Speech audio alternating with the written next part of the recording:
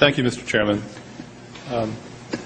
Chairman Ranaki, I'm looking at the report that you handed out this morning, and I was wondering if you could take your copy and turn to page 26. Okay.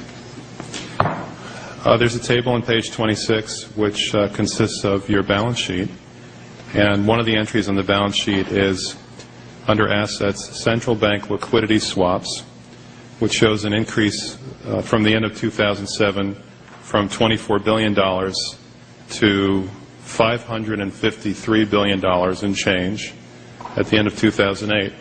What's that? Those are swaps that were done with foreign central banks. Many foreign banks are short dollars, and so they come into our markets looking for dollars and drive up interest rates and create volatility in our markets. What we have done is, with a number of major central banks, like the European Central Bank, for example, we swap our currency, dollars, for their currency, euros. They take the dollars, lend it out to the banks in their jurisdiction. That helps bring down interest rates in the global market for dollars. And meanwhile, we're not lending to those banks, we're lending to the central bank. The central bank is responsible for repaying us. So who got the money? To financial institutions in Europe and other countries. Which ones? I don't know.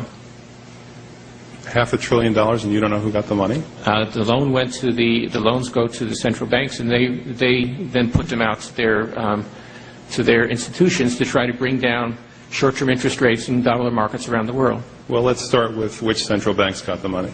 There's 14 of them, which are listed in our. I'm sure they're listed in here somewhere.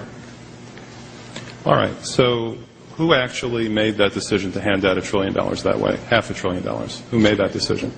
The Federal Open Market Committee. Okay. And was it done at one time or in a series of meetings? A series of meetings. And under what legal authority? We have a long-standing legal authority to do swaps with other central banks. Do you have to know It's not an emergency authority of any kind. Anything specific about it? Do you know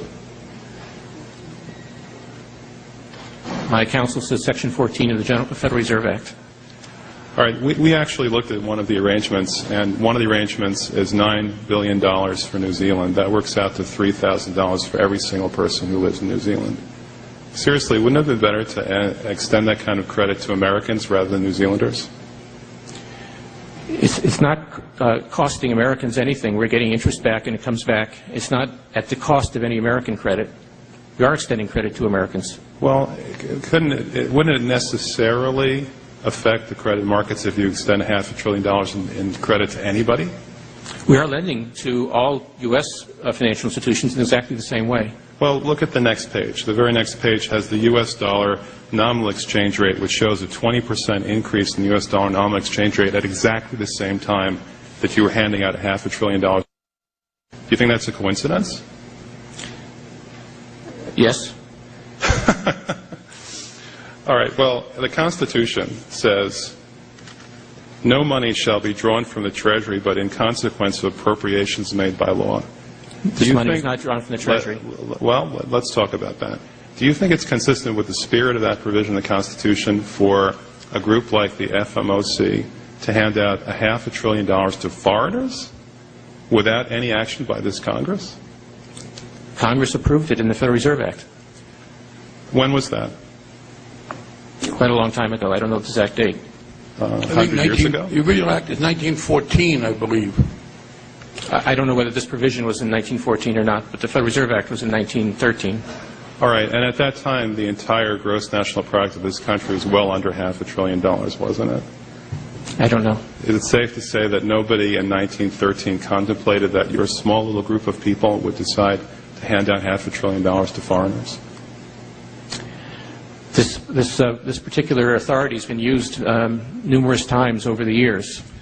Well, actually, according to the chart on page 28, virtually the entire amount that's reflected in your current balance sheet went out starting in the last quarter of 2007. And before that, going back to the beginning of this chart, the amount of lending was zero to foreigners. Is that it was zero before the crisis, yeah. This was part of the process, working with other central banks to, again, to try to get dollar money markets working normally in the global economy. All right, my time is very limited. The gentleman's More time limited is than I thought. expired. The gentleman Thank from New you, York. Mr. Chairman. Thank you very much, Mr. Chairman.